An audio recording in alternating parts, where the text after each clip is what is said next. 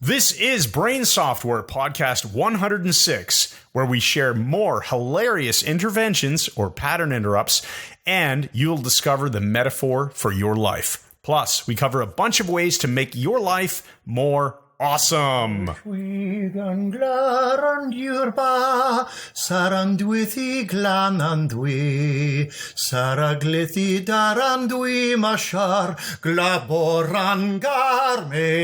Billy. There are 200 thunderstorms raging at any given moment, and the Earth is hit by 1 million lightning strikes every single day. And we take full responsibility for the hypnotic damage caused. It's our fault! Yes, dear friends, the hypnotic storm scares away snakes and builds solid and robust trances.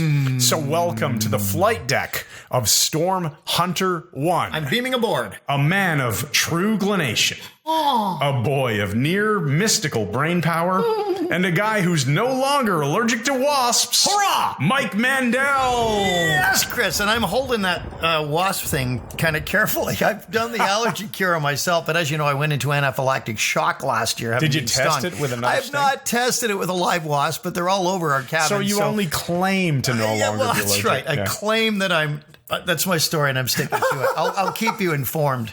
So we shouldn't eat lunch on a patio happen today. to demise during all of the patio lunch, yes. Chris it is getting to that time of year. We're recording this in late July 2018. Yeah. For those of you who happen to listen 5 to months it to many Boxing Day. later. And it's that silly season where the wasps start coming out, and they usually, they're not quite dumb yet. No, it's the end of the season where there's no flowers. Yeah. There's no nectar. And everything is alcohol. And the queen's gone already, and they actually become drunk somehow and violent. They're like angry drunk wasps, which is really irritating. Yeah, it's really annoying. Okay.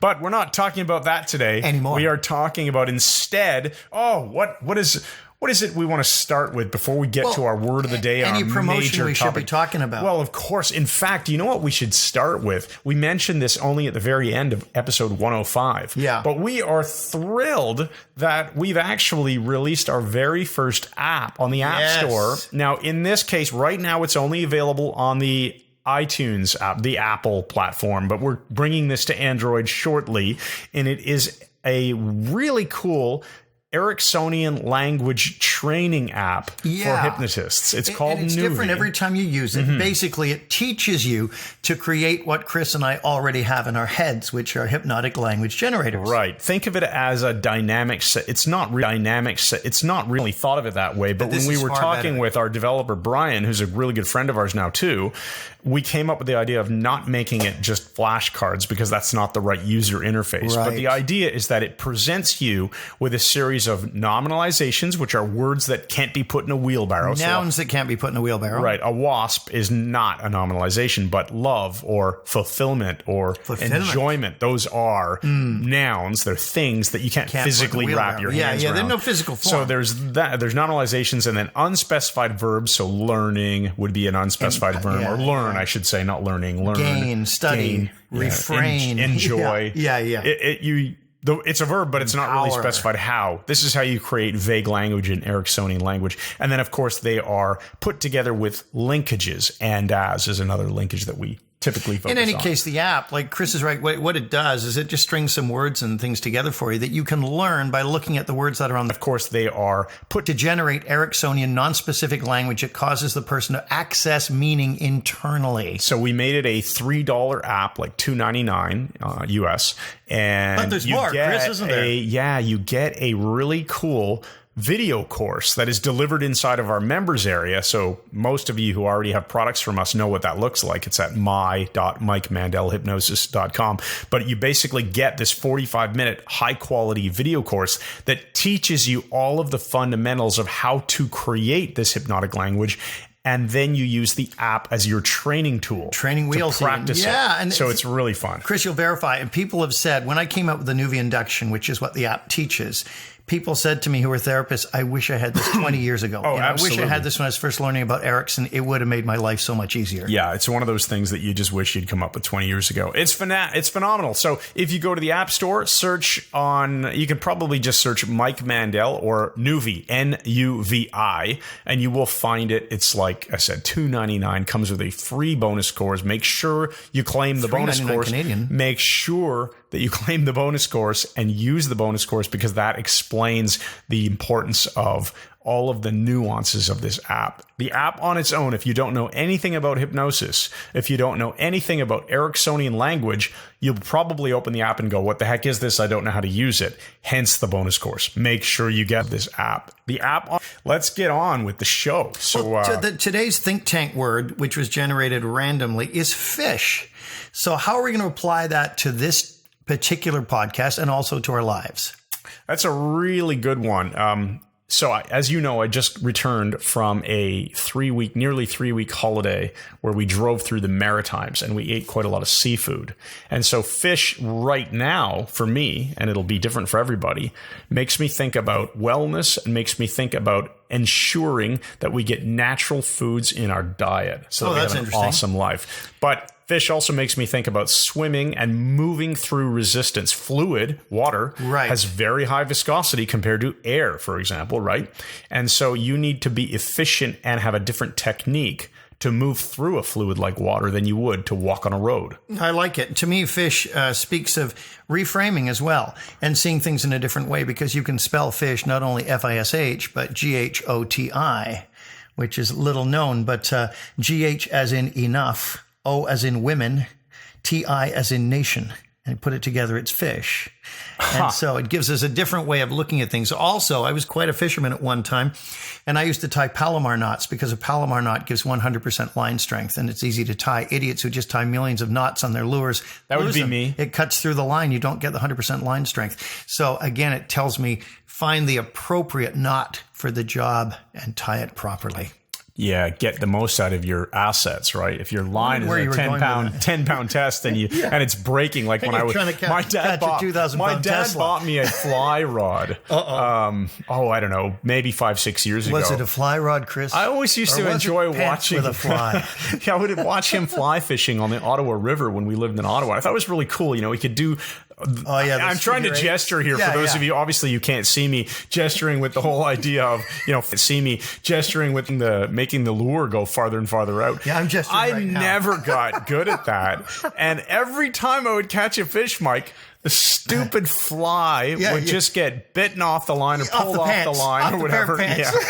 And I think we've built this for never reel in the fish. Anyway, so clearly I was not taking advantage of the asset. Now, let's talk about your brilliant new intervention. Okay. The baby steps intervention, which I found to be hysterically funny. I was on vacation and still am. I'm here just for a couple hours and then lunch together hanging out, and I'm back up at the cabin we have near Mandel, we're stacking a couple of podcasts close together here, and we're dripping them out over every 2 weeks. Chris voxed me with the walkie-talkie app we use, Voxer, which is fantastic. It's like having a walkie-talkie to anyone, anywhere in the world. And they're the only one who can hear you and use it in your phone.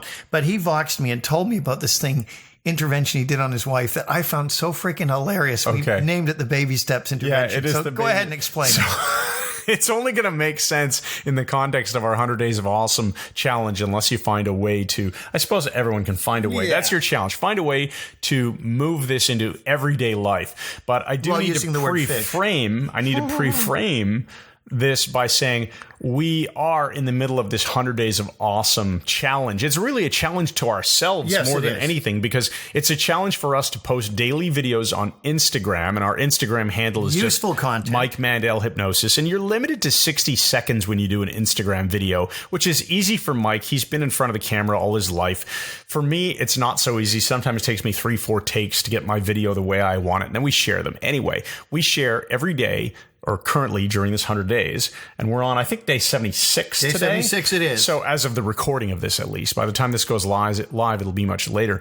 But day 282. So we've been doing these daily videos. And one of the videos was, I called it baby steps, like progressions, taking progressions towards your goal, or baby steps. Like if you're working on to get anything done. If you think about building a house, you've got to build the foundation, and if you're laying the bricks for the foundation, you're going to do it one brick at a time. Or if you're eating an elephant, one bite at a time. Yeah, there you go. So all of these things, right? In my case of gymnastic strength training, I'm doing these progression exercises. So I'm not starting out trying to do the human flag, which, only really, really strong people can do. But hopefully I'm sideways hanging off a pole kind of thing. But hopefully I'm working my way up towards that by getting through these baby step progressions where I get stronger and I get the, that dopamine response of, yes, I did it. Some little some little success, Right. little successes along the way. Celebrate small victories. So we are back from vacation, and I've unloaded my suitcase of all my clothes, and it's all just on the floor at my side of the bed,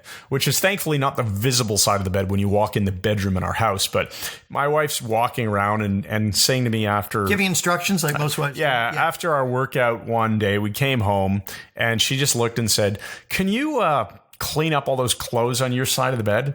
And immediately, with no hesitation, I just looked at her and I said, "Well, I already removed the sweatshirt from the pile and put it away. Baby steps, sweetheart. MMHA awesome day 64 video. Baby steps." And so saying baby steps, she's now going to go, "Oh, okay, that's absolutely validated. And you can leave the rest of the laundry there because you moved one of them and you've given your own..." I've justified stuff as a reference. The hilarious thing is I actually had removed just a sweatshirt from the pile. I thought, well, I should just slowly clean this pile up. I'm a guy. I'm not going to put any effort into this. Yeah. So I removed the sweatshirt, put it away, and when she calls me on it and asks me to clean up the pile, I just immediately reference this MMHA awesome challenge.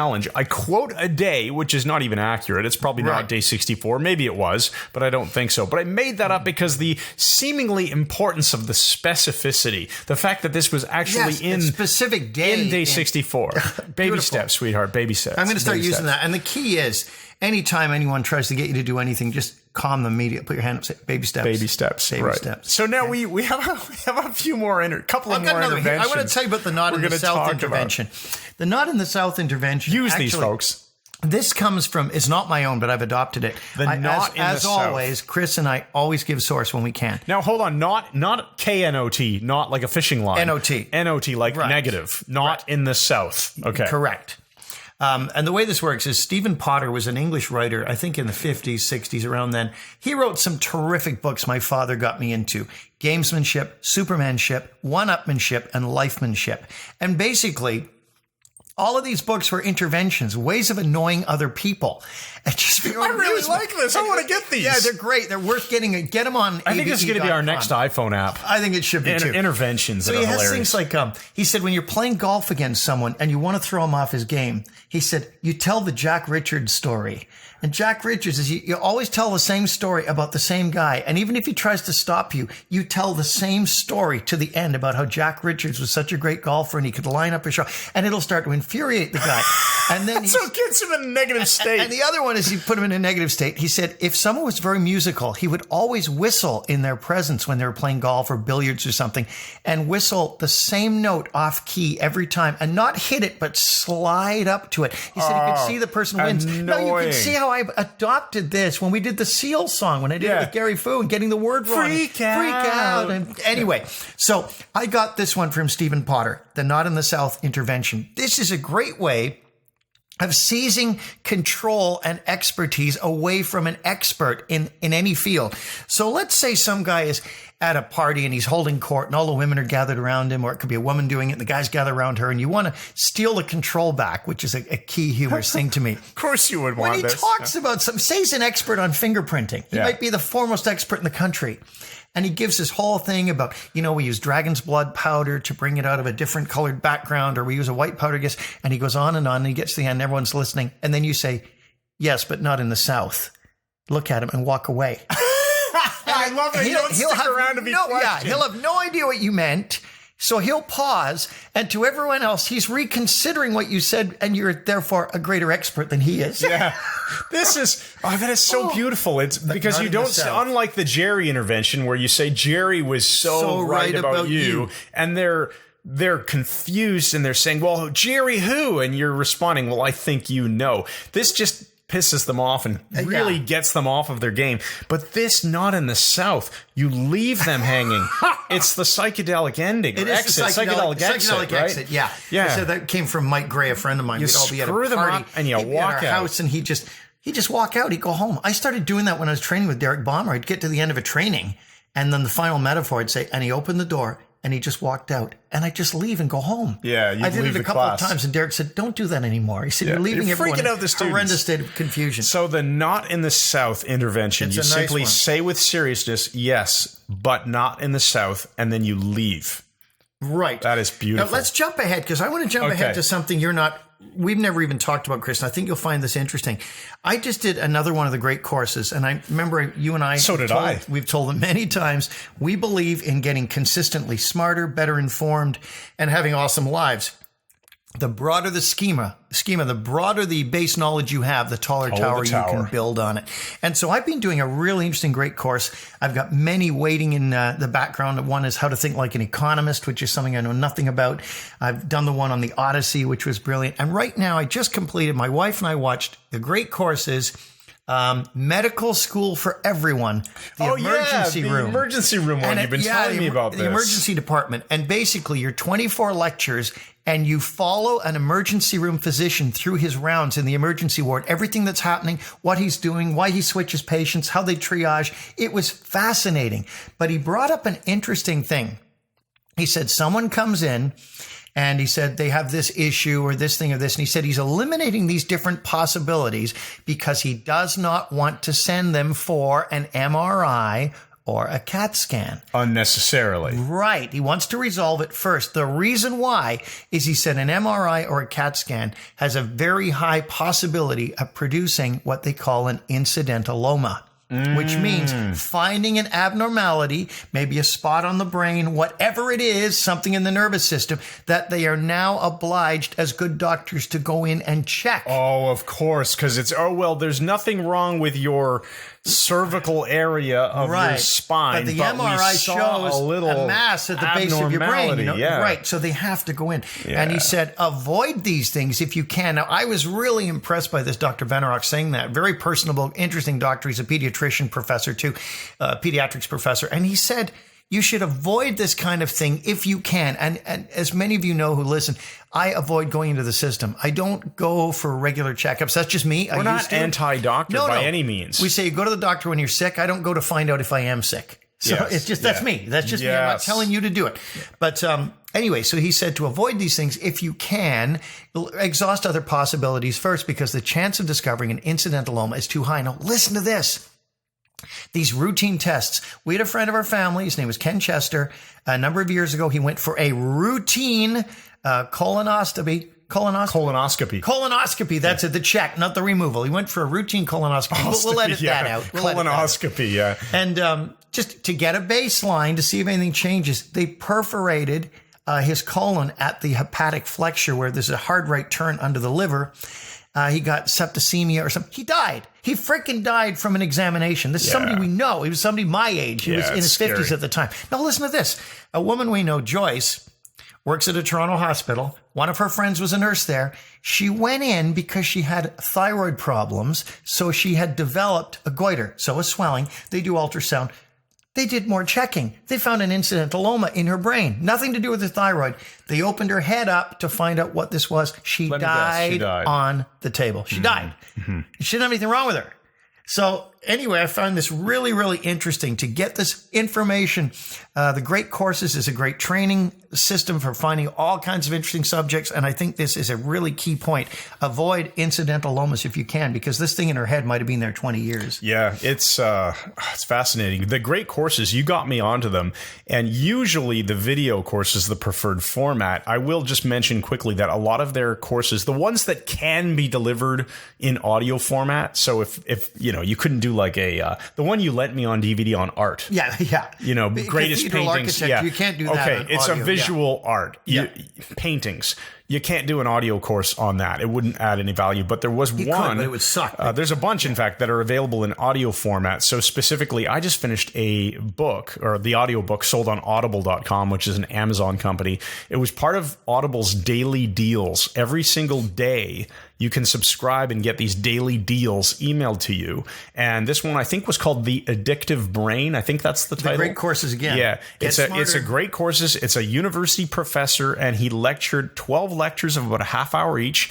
It was phenomenal. I learned so much about the brain and neurology and receptors and so much cool stuff. And our friend Melissa Tiers goes into a lot of neuroscience you got from John Overdorf as well, which is fantastic. Chris and I, when we were discussing, I'll tell you guys, we were talking about those of you out there who are hypnotherapists or hypnotists who are dealing with smoking cessation. When your subject says to you, well, I smoke to calm my nerves, don't let him get away with that. As I believe it is Dabney Ewan points out. Ewan is professor of psychiatry and surgery at Louisiana University. He said that nicotine in cigarettes, in tobacco, is the second strongest stimulant known after adrenaline. He said, so don't let anybody say it's calming their nerves. That's freaking crazy. Yeah, I didn't know if it was the second strongest. Obviously, it is not a depressant. It's a stimulant. Yeah. So it's very interesting. Anyway, I highly recommend the great courses. The Addictive Brain, I believe is the title. It is They're all available as an fantastic. audiobook. I've loved every one I've done. If you see it go on sale, occasionally Get Amazon smarter. will put Audible books on sale. Even if they don't, you know what? It's better to feed your brain good stuff in the form of this educational material than watching Netflix for hours and hours a day. I love Netflix. I love the occasional show or movie. But I spend much more time listening to podcasts and listening to audiobooks. For sure, I mean, feed and your I highly head. recommend that. The White Rabbit said, feed your head. Now, Absolutely. Let me ask you a question, buddy. What is the soundtrack of your life? What music gets you in the zone for whatever you have to do? You know what it is for me? It is Where the Streets Have No Name by U2. I thought it might be U2. It's the guitar riff at the beginning. And somehow I always think about the video that they shot on top of a liquor store I think it was in the 80s. It was around in LA, wasn't 87, 88. Yeah, Orange County, LA area, I believe. Yeah. Maybe it was maybe it wasn't. I remember that. Yeah, it was a good video. Yeah, or I think, no, it wasn't Orange County. I think there was a cop. Part of the video that, the band's starting to play the guitar is starting to go. And there's a scene where a cop's on the radio and he's like, people are coming all the way from Orange County or something like that. Yeah. So it wasn't it was in LA. But it fires some downtown. state for you. Yeah, It it gets fires you in the zone. this awesome, this idea of doing something, just something amazing, something energetic, and that people are not expecting. Fantastic. I love it. For me, I have different songs for different purposes. You'll remember at my last Hypnosis event on March 3rd of this year, I end with my ending music. That was just such a powerful thing for me. And it also gets me in a very powerful state. It's Desolation Row, but it's not the Bob Dylan version. It's done by My Chemical Romance. It's an amazing video, but it's an amazing song as well. It's new punk and it's really driving and fantastic. But the reason I mention this is Richard Bandler is the one I first heard speak on this, and I find it interesting. He said the auditory sense is the most neglected when we're talking about neurolinguistic programming, and it's the most neglected in Western society. And we are primarily visuals, most people, 60%, and then the next group is kinesthetics, and consequently the auditory group, where that is the primary representational system, tends to be the smallest. And he thinks we need to develop it more. And he said, find the music that turns you on. And when you're getting ready for something, have it playing in the shower in your head. He said, bring in enormous speakers, change the submodalities. Yeah. He said, have a choir from a Black Baptist church singing amazing backup music for you and put this in your head. And I started doing it with Richard Wagner. And I did it with, Flight of the Valkyrie, which was bum, bum, bum, bum, bum, bum, bum, bum, bum, bum. And it would get louder and louder in my hair, and I'd be singing along with it. My wife would be yelling, would you shut up in there? You're singing it like it's verbally. Yeah.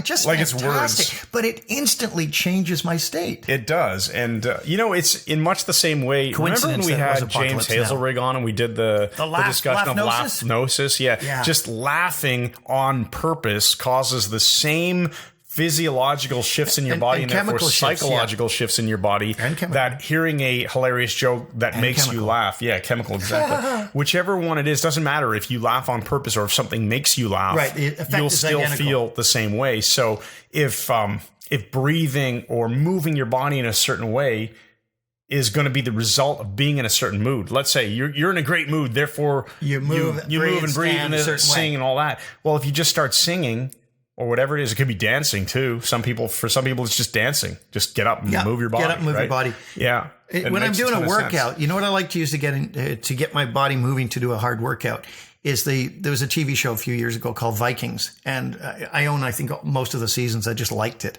I like swords and edged weapons and stuff. I'm just that kind of guy. And the other thing is the soundtrack was done by, I think, a Swedish girl by the name of Fever Ray is her stage name. Nice. And the theme music, the original basic theme music from Vikings is so bizarre. It's just got this weird beat going. I hear that and I just start doing the push-ups and the Hindu squats and stuff. But find music that works for you. And, Zig Ziglar said many years ago, he said, you have a right to sing in the shower. And he said the shower is a place where no matter how off key you are, you can sing just for your own amusement, blast out songs. And I sing in the shower all the time and it echoes. Oh, for sure. It puts me in a great state. Now, I agree there are some people who should not sing in the shower. Yeah. And that's what the hot water tap in the kitchen is for. Oh, Turn that on full. Do you know what? You're making me think about some of the best emotional states that I can remember being in my life. Careful with this one. Are typically when I'm home alone and I crank up some song. Maybe it's Billy Joel or Phil Collins or U2 or In Excess or whatever, and just sing really loud to it. And the thing is, I wouldn't subject that to people who are home with me. Because you mean you wouldn't subject them to that? Sorry, that's what I mean. Thank you. Well, let's talk about the prescription intervention next. Oh, yeah. I would not subject people in the house to my horrible singing. We'll subject you to it if you're on the podcast. You listen to the endings sometimes. Right. Which are That's never different, practiced. right? You can always hit stop and turn the volume down. But Still funny to us. I won't force other people to listen to my crap. But that's a great. Damn, does it ever feel good you to just said belt crap out? Yeah, crap. But it really feels good to belt out some tune. Even if I know I suck at it, it feels amazing. And yeah, that's all I got to say about that. Well, let's talk about the prescription. Okay, the prescription. So our third intervention. This was developed by accident today. It was kind of funny. When I used to be in a car with someone, and if they make a driving error, I used to pretend I was the driving instructor sitting beside them, and I'd have a piece of paper, and I'd just make the sound Hey, Mike, you're actually using the mouse pad. Oh, sorry. He's doing this on a Bluetooth mouse pad as we're recording, and it's moving the mouse. I don't care. So anyway, I didn't damage it. I'm scraping it with my nail, and I'd make notes like on this writing pad as I'm criticizing their driving. That became funny. So today I just did it for no apparent reason. No, you did it to me because I made a slip up in whatever I was saying. You weren't driving. I just wrote on my palm as though I was writing an error that he'd made, like keeping track of it. I made a verbal error. I said something wrong. To which Chris came up with this idea. He thought I was writing a prescription for his mental illness. Yeah. And then going to hand it to him, which in my opinion is far funnier than the original idea of just criticizing and writing a list of errors. So now when someone just makes an error, I'm not even going to explain that it's a prescription. I'm just going to write on the palm of my hand quickly as though I'm doing a prescription. I'll do a Dr. Scrawl signature on my hand with no pen or anything, and then hand them this imaginary piece of paper. Imagine you're tearing it off the pad. Yeah, right. Turn off the pad. Just hand it to them. Yeah. And then don't even make any reference to it. You're handing them nothing. You haven't even written anything, but you pretended to so congruently. And that's the thing, that the subtlety, and it's really hard without visual. Right. One day, have to explain one day we'll have to make this podcast a video. But the idea that you use this eye gesture, sort of like, oh, I recognize the mistake you just made. You say that with your eyes, with a little eyebrow raise, right? Then you immediately focus your attention on that imaginary pad in the palm of your hand. You scrawl the prescription and just tear it off and hand it to the person. Beautiful. Like, we'll be doing that. We're going to do it in the restaurant today. We call that the prescription intervention. I'm serious. I would love for our next iPhone app to be a series of hilarious interventions, like a set of flashcards that you can go through. I love it. I'd like to have a prescription pad printed, and at the top it can say, prescription or something, and you can have like an address, and it can say, you're a dink or whatever, because you're a dink, and then you just scroll on it and just hand it to them. Like, that'd be so fantastic. Now, look, we have to do at least 100 days of awesome. Give us a good one. Let's do one up. No, we can't, buddy. We're running out of time. We're only at the 28-minute mark. Exactly. It's good. But I've got a long ending. Yeah. All right. Is it really that long? Yeah. Stay tuned, folks. Stay tuned. We got a crazy long ending. So we're going to here, let's compromise. Let's compromise. And let's rapid fire through a few of them. Okay, yeah, I agree. All right. Let's go through all 5 of these. All right. So the first one is seeking greater integration all the time. Okay. And by that, I mean, Chris and I believe it's incumbent upon all human beings to become better human beings, to treat other people better, to look for the good in situations, and to work on our own crap so we're becoming more integrated all the time. It never stops this side of eternity, but always be working on your own stuff. I say, people who don't like me, who think I'm over the top and weird and stuff, I say, you're absolutely right, and I used to be even worse, which is true. So what are you going to go to? And I want to make sure that people understand the pre-framing of this, that we are doing these daily videos on our Instagram channel. They should also be showing up on our Facebook page, the Mike Mandel Hypnosis page for the most part. So using the hashtag MMH awesome. So Mike Mandel Hypnosis awesome. we're doing daily videos. We've been doing them. By the time this goes out, we're probably pretty close to the end of the 100 days. So for the last few podcasts, we've been highlighting some of the most important content. So my one that I want to suggest is acting like a kid. Oh, I love it. And the reason that I came up with this one is I happen to be in Halifax in Nova Scotia, and we were in downtown Halifax, right by the water, and there was this big cement structure. It's about, I would say, about 10 or 12 feet tall, and it's in the shape of a wave, like a wave in the ocean, not a hand wave. And because it's fairly large and like a wave that's about to crash, the kids climb up it and they slide down it and they play on it. And my kids were playing on it for quite a long time, as were other kids, a lot of tourists, and it was a lot of fun. And you know what all the adults were doing? Sitting around, watching their kids play, using their phone, maybe taking a picture of their kid, or maybe just, surfing their Facebook feed or something like that. And I thought, screw this, man. Yeah, I'm 43, but I want to get up there and play like a kid. Yeah, now he's in a wheelchair. And so Mike and I have this attitude that we should always feel comfortable acting like 5-year-olds and enjoying ourselves. Absolutely. Just because we are growing older men. You don't have to grow up. You don't have to act like you're just some... When you wish upon a star. So act like, give yourself permission to act like a child more often. Have fun. My kids really loved the video I did from up there. I even got my daughter to help me film it. So nice. That was cool. Okay. Good. I'm glad you did. What's your next one? My next one is clear out the crap. And by that, you've heard us say fire your friends.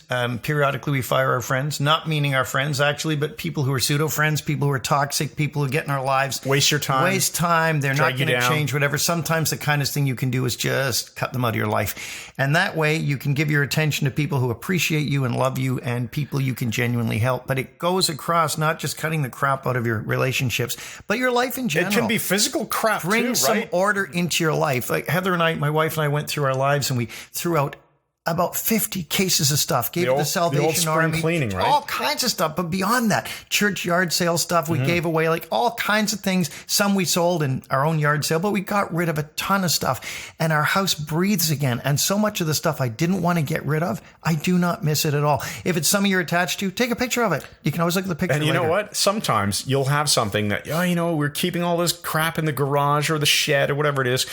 Maybe you can find somebody else who will appreciate it more than you are by just letting it sit there, clog up your life. Yeah, right? For sure. Give it away. Good one. And clean out the crap in your business, clean out the crap in your relationships, clean out the crap in your fridge and in your cupboards. When you're living a more healthful, full of exercise, full of good quality, real food type of life. Here we go. Clean out the crap in your cupboards and in your fridge. Yes. You don't need that stuff. We talked in 105 about Dr. Peter Attia and his buddy that had come over with a box of granola. When he left half the box after his friend left, Attia threw it out. Attia just said, that's it, because I don't want to eat this, right? I know I'll eat it. I love granola. I'm going to throw it away. Yep. Gone. Now, give us another one, Chris.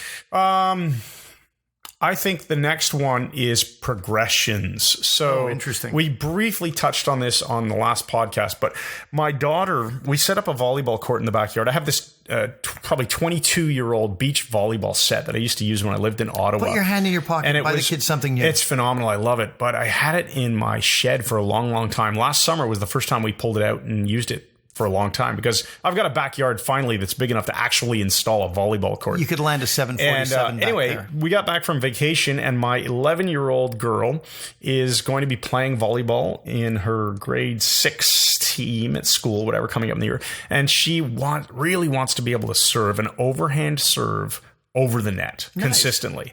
She can do it underhand, but she can't do it overhand. And so I thought, okay, well, the same thing that applies to my gymnastic strength training, working up towards certain strength elements in a progression, I'm going to teach her how to serve the ball, but not starting at the baseline of the court. Well, she's just going to feel disappointed every single time. The ball's not going to make it to the net, or it's going to hit the net or whatever. Well, if I have her start just maybe 6 feet back from the net, and then when she can get 5 over in a row, she'll feel like a winner. And so she'd get to 3 and then 4 and then maybe hit the net on the 5th, or hit the net on the next 3rd, or hit the net on the 4th. Eventually, guess what? All 5 go over the net. She runs over to my side of the net where I was receiving her serves, and she gives me a big hug and says, "I did it, Daddy, I did it." And then we move the marker back about a meter, and she does it again and again, and she keeps having success by making progressions work for her. And so that's an easy way to just get a challenge and accomplished you're not, in your as John life. Grinder would say, you are not anchoring failure. Yeah, you're anchoring success, but you're also dealing with failure. You don't want to make it so freaking easy that you never get to the actual challenge, right? If I had her stand 2 feet back from the net and just had her do 100 serves so that she could do 100 serves over the net, guess what? She's going to feel bored. She's not making a new success.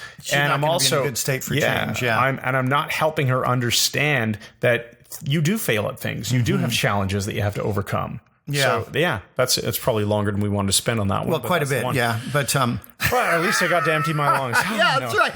Okay, I'm going to give the empowering meta 5 now. All right. I want to talk about the rainy morning and the living coat. The guy I mentioned in the last podcast 105, I talked about my friend Bob and how I taught him to do a shoulder spin blood choke and choke people out harmlessly. Yeah, that was and insensitive. Powerfully. Very insensitive. But he and I did a lot of practical jokes on each other, and we used to scare each other a lot. We were in our early 30s, so we could handle it without dying, and scare each other horribly. And we'd be coming home from somewhere, a few of us, and one guy would just disappear, and you know he's hiding to scare you. Well, we lived in this boarding house. It was a beautiful mansion, actually, on Browning Avenue in Toronto. And our landlady, Lori, was a young woman, lived there too. And her husband brought the Rolling Stones to Toronto. And it was a really cool place to live. We all had our own rooms. Let's clarify that, because then you can hide better and scare each other. And the scaring really started. I'd come in late at night and he'd be hiding in the basement, or I would, and reach out through the basement windows and grab his ankles as he went up the stairs in the dark. Absolutely terrifying. One night I came back to my room. We'd moved now to a different house on Cosburn Avenue, and there was a McDonald's 200 yards away. And one night I went up to my room, did the search of the cupboard and everything. I couldn't lock the bedroom door, so I put a briefcase behind it with a couple of drinking glasses balanced on. So if he opened it, they'd fall and smash. I'd wake up and be able to counterattack. With the broken glass I lay down in bed. 10 minutes after I lay down, he was hiding under my bed. And his arms came out like, and grabbed me just as I started to fall asleep. Absolutely horrifying. So I got him back. The best scare maybe in history. He would always talk to himself. He'd be muttering in the morning before he had coffee. And he ate at McDonald's all the time. He ate there constantly. One morning I hear his door open. He's muttering, something to eat. Goes downstairs. And I look out the window. I hear the door shut. I see him go walking down towards McDonald's. I know he's gone for an Egg McMuffin. He's going to bring this bundle of breakfast food back. Drizzly, dark day, little thundery. We're the only ones in the house. I went down to the side door. There was a step down and an alcove with coats hung up where I knew he'd be coming in. And I waited. I saw him coming up the street. I ducked down there and I got one of the coats. It was a parka. And I put my arms through the coat backwards and hung it over my face and leaned against the wall like I was a coat hanging on the hook. And he came in with his McDonald's stuff and he shuts the door behind him and he's fiddling and he takes his raincoat off and he tries to hang it. And God be praised, he tries to hang it on my head. And he's a couple of failures trying to put this coat over my head. My arms just came around and grabbed him. I went, whoa! And he went, ah! The greatest scare. I love it. That's a great in one. history. I'm going to have to tell my daughter, my 13-year-old daughter is really into pranking people, and that would just give her so much pleasure. Okay, thanks everybody for listening. This has been a really interesting podcast, hasn't it? Here's your empowering question. What is the ultimate metaphor of your life that will lead to the greatest discoveries you've ever known? Wow. What metaphor will you adopt now that will empower you in a fully ecological way and make your life more awesome than ever? Brilliant one, Chris. All right. So thanks everybody for listening to Brain Software. This has been episode 106. Make sure that you head on over to MikeMandelHypnosis.com/events to check out all the cool stuff that's coming up for you. And if you're an iPhone user, go to the App Store and search for Mike Mandel or the term Nuvi, Nuvi, for our first hypnosis app to teach you Ericksonian language. Awesome. And we'll see you in the next episode. And good night.